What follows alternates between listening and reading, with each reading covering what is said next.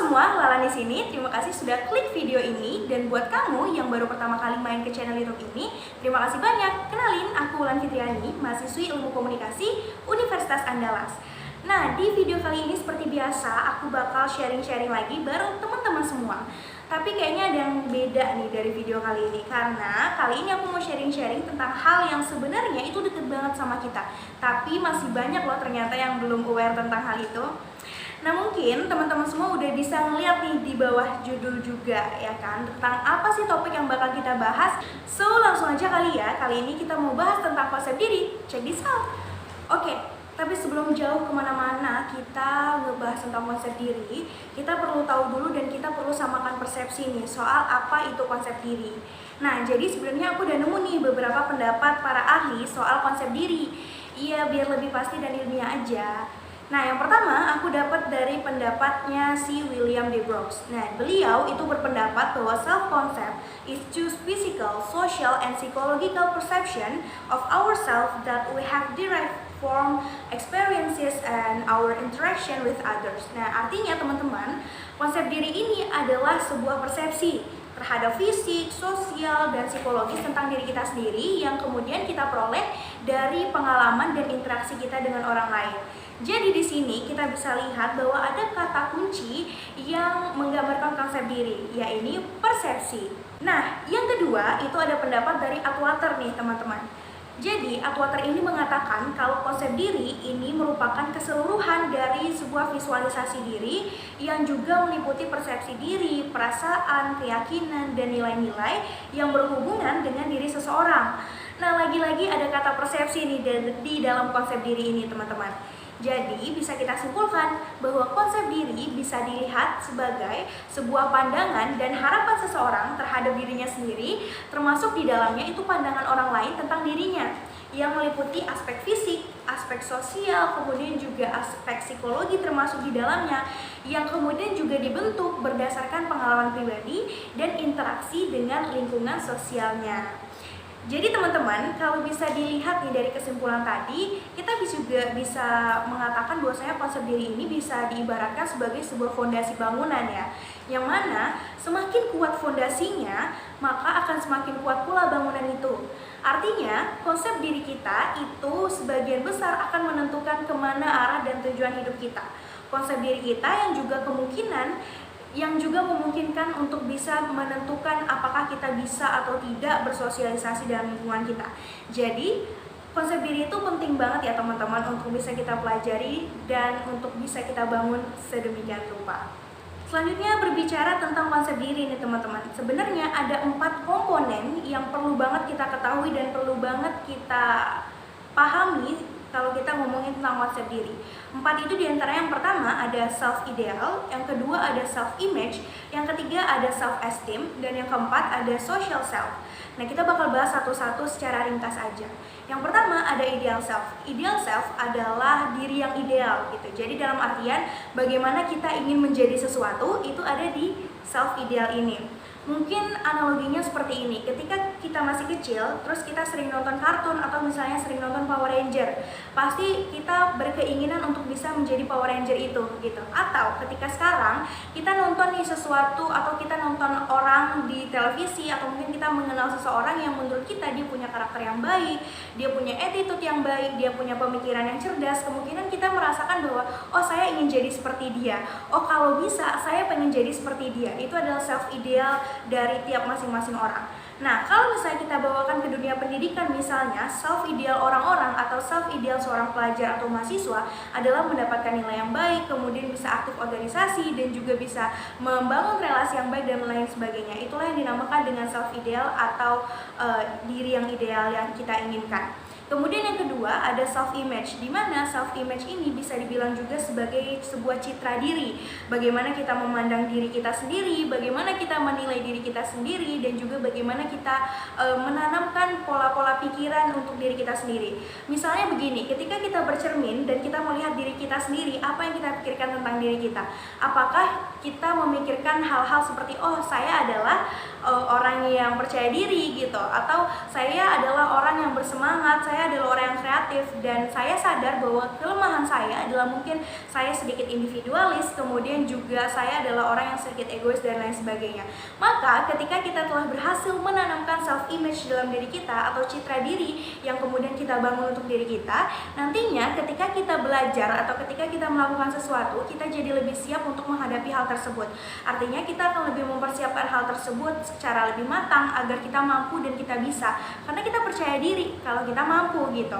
Dan kalaupun kita gagal, self image yang telah kita bangun tadi itu akan menolong kita, yang mana pada akhirnya kita tidak akan merasa, ya kita nggak akan ngerasa terpuruk, kita nggak akan ngerasa kita gagal dan lain sebagainya, dan kita akan melihat suatu kegagalan itu adalah hal yang biasa yang dapat dibenarkan dan diperbaiki di kemudian hari gitu.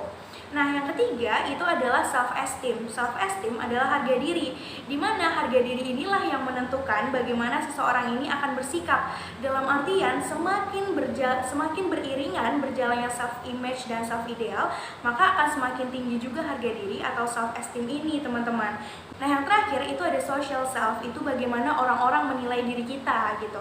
Apakah kemudian kita dinilai sebagai pribadi yang baik di masyarakat, kemudian apakah kita dinilai sebagai pribadi yang kurang baik dan lain sebagainya, itulah yang dinamakan dengan social self. Nah, pertanyaan selanjutnya, mengapa penting untuk kita bisa membangun konsep diri yang baik, atau kenapa kita penting banget untuk bisa belajar membangun konsep diri ini? Sebenarnya alasannya simple, alasannya karena kita adalah makhluk sosial yang mana kita butuh konsep diri untuk bisa bersosial gitu. Tapi supaya lebih jelas dan lebih rinci, aku punya paling nggak 3 alasan kenapa kemudian kita perlu banget membangun konsep diri kita. Yang pertama adalah konsep diri ini tidak hadir bersamaan pada saat seorang individu ini lahir ke dunia, melainkan dibantu oleh pengalaman-pengalaman dan juga interaksinya dengan orang lain. Yang artinya, itu tadi ketika kita lahir, itu kita belum memiliki konsep diri gitu. Yang artinya kita harus membentuk konsep diri itu supaya kita bisa dikenal orang lain, kemudian juga supaya kita bisa diingat oleh orang lain, dan supaya kita bisa berinteraksi dengan baik dengan orang lain. Dan pastinya supaya kita lebih mengenal diri kita terlebih dahulu sebelum kita berinteraksi dan berhubungan dengan orang lain.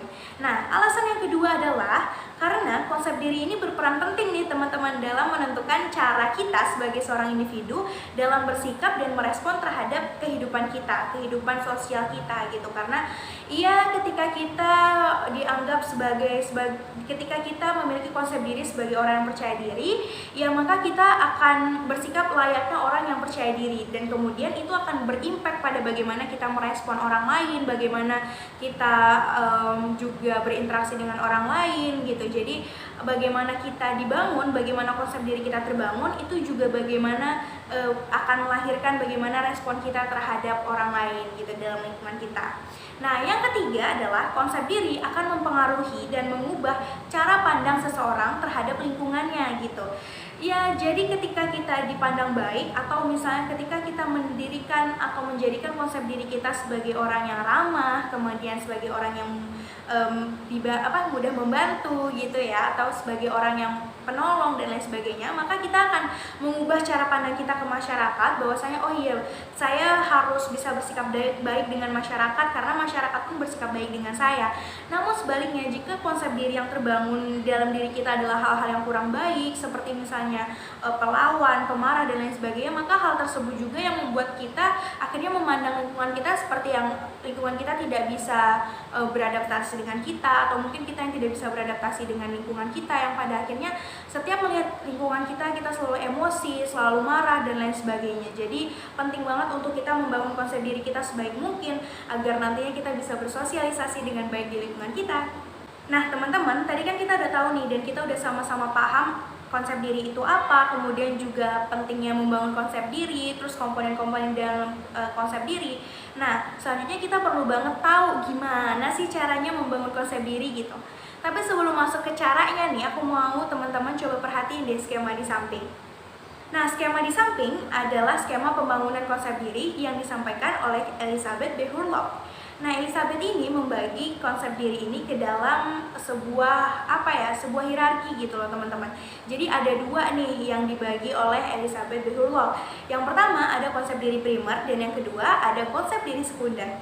Konsep diri primer itu didapat dari keluarga, di mana keluarga adalah lingkungan pertama kita, yang pada akhirnya melahirkan self-image tadi. Bagaimana citra diri kita terbangun, itu pertama kali ada dibangun di keluarga. Nah, yang kedua ada konsep diri sekunder yang didapat dari lingkungan dan lingkungan sosial, pergaulan, dan lain sebagainya.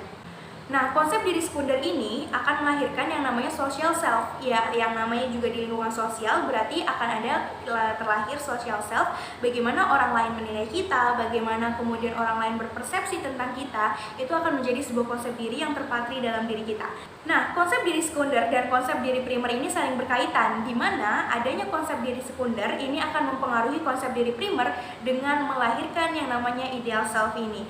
Ketika kita sudah dibangun konsep diri kita dalam keluarga, misalnya sebagai anak yang baik, anak yang bertanggung jawab, kemudian juga masyarakat menilai kita sebagai seorang yang baik juga, seorang yang memang penuh tanggung jawab dan penolong, maka kita akan punya ideal self kita nih. Kita ingin menjadi orang yang seperti apa? Oh, saya ingin menjadi orang yang bisa menolong orang banyak dan lain sebagainya.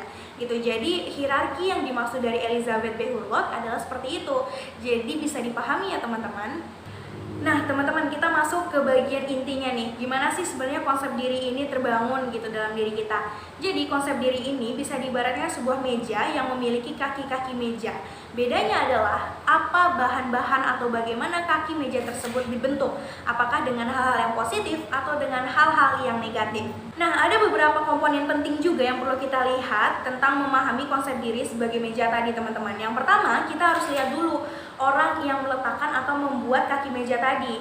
Nah, biasanya orang-orang yang meletakkan kaki meja tersebut adalah orang-orang yang dianggap memiliki otoritas atau orang-orang penting, seperti orang tua dan guru. Kemudian yang kedua, kita juga bisa lihat bagaimana kedekatan emosional yang terjadi ketika kaki meja tersebut dibangun. Misalnya begini, ketika kita sedang merasa sedih atau kita sedang merasa malu karena kita mendapatkan nilai jelek misalnya.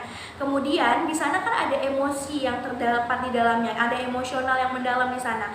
Kemudian orang tua kita datang dengan mengatakan, kok kamu bodoh sekali, teman-teman kamu saja bisa dapat nilai yang bagus. Itu berarti sudah terdapat kedekatan emosional yang kemudian menjadikan konsep diri itu terpatri sebagai hal-hal yang negatif. Nah, yang ketiga adalah repetisi. Bagaimana atau sesering apa hal tersebut, kaki meja tersebut itu diberikan kepada kita gitu. Artinya seberapa sering orang tua kemudian atau lingkungan kita mengatakan bahwasanya kamu adalah orang yang jelek, kamu adalah orang yang bodoh kayak gitu. Seberapa sering hal-hal tersebut itu diberikan kepada kita, itu juga akan mempengaruhi konsep diri kita dan akan mempengaruhi bagaimana terbentuknya kaki meja tersebut, apakah dengan hal yang positif atau hal yang negatif. Kemudian ilustrasinya seperti ini. Kita bisa lihat bagaimana statement saya bodoh itu bisa terbangun. Biasanya orang-orang atau pelajar atau mahasiswa itu mendapatkan atau membangun konsep dirinya sebagai saya adalah orang yang bodoh ketika nilainya jelek. Ketika nilainya jelek, kemudian dia merasa malu, dia merasa sensitif, dia merasa tidak berdaya gitu kan. Kemudian orang tuanya datang dan mengatakan, kamu ini bodoh sekali, teman-teman kamu aja bisa dapat nilai yang bagus, kenapa kamu tidak? Ditambah dengan gurunya yang juga mengatakan, kan saya sudah mengajarkan, kamu saja yang bodoh, kamu yang tidak mampu. Ditambah dengan lingkungan dan teman-teman yang juga mengatakan, kamu bodoh sekali, kenapa kamu tidak bisa dapat nilai yang bagus, sedangkan nilai saya bagus, kamu saja yang bodoh. Nah, pada akhirnya hal-hal seperti itu, bagaimana kedekatan emosional itu terbangun, bagaimana juga repetisi tersebut yang terus berulang-ulang mengatakan bahwa saya bodoh, kamu bodoh, dan lain sebagainya, pada akhirnya terpatri pada diri kita dan tertanam bahwa baiklah, konsep diri saya adalah saya orang yang bodoh. Dan gitu juga sebaliknya teman-teman, bagaimana stigma nilai atau saya yang pintar itu dilihat dari nilainya bagus, maka sekalipun nilainya jelek, kemudian orang tua tetap mengatakan bahwasanya, oh nggak apa-apa, nilai kamu bukan jelek, kamu cuman kurang beruntung aja, besok kamu belajar lagi, nanti dibantu deh, nanti mama bantu belajarnya supaya nilai kamu bisa bagus. Kamu anak yang pintar, jangan menyerah. Maka akan terpatri bahwa di dalam diri kita, oh ya, saya juga anak yang pintar, saya juga mampu, mungkin pada saat ini saya gagal, tapi saya akan buktikan bahwa besok saya bisa lebih baik lagi. Ditambah dengan guru yang juga mengatakan, memberikan afirmatif positif bahwasanya kamu tidak bodoh, kamu pintar, hanya saja mungkin kemarin kamu kurang belajar, besok belajar lagi ya supaya kamu bisa mendapat nilai yang bagus karena kamu pintar, saya yakin dan percaya. Ditambah dengan lingkungan kita yang juga mendukung bahwasanya Iya, kamu harus lebih belajar lagi karena kamu tuh pintar sebenarnya. Cuman kemarin mungkin kamu kurang belajar. Besok kita belajar sama-sama ya. Nah, bagaimana lingkungan tersebut juga berpengaruh dengan konsep diri kita gitu loh, teman-teman. Jadi itu tadi ya, kita bisa lihat bagaimana sebenarnya konsep diri itu terbangun dengan ilustrasi kaki meja tadi. Nah, kita masuk kepada kesimpulan, di mana konsep diri itu bisa diartikan sebagai persepsi atau pandangan diri kita terhadap diri kita sendiri dan juga pandangan orang lain terhadap diri kita. Bagaimana orang lain menilai positif, maka akan terbangun konsep diri yang positif untuk diri kita. Dan bagaimana orang menilai negatif, maka bisa jadi kita akan membangun konsep diri yang negatif untuk diri kita juga. Oleh karena itu, ada beberapa faktor yang mempengaruhi konsep diri. Yang pertama ada faktor internal dan faktor eksternal. Faktor internal adalah faktor yang muncul dari dalam diri, seperti misalnya bagaimana cita-cita kita, bagaimana kreativitas kita, juga bagaimana orientasi seksual kita, dan pokoknya segala hal-hal yang berasal dari dalam diri kita itu akan mempengaruhi konsep diri kita, karena itu juga yang akan mempengaruhi bagaimana output kita di tengah masyarakat. Kemudian juga ada faktor eksternal yang datang dari lingkungan kita, dan rasanya faktor eksternal inilah yang paling banyak berpengaruh dalam pembentukan konsep diri, seperti misalnya bagaimana keluarga kita, didikan orang tua kita, bagaimana kemudian guru memberikan afirmatif dan pendidikan terhadap kita, juga bagaimana lingkungan sosial kita, dan juga teman sebaya kita. Untuk itu, terima kasih kepada teman-teman yang sudah nonton video ini. Jangan lupa like, komen, dan subscribe. Sampai ketemu di video sharing selanjutnya. Bye-bye!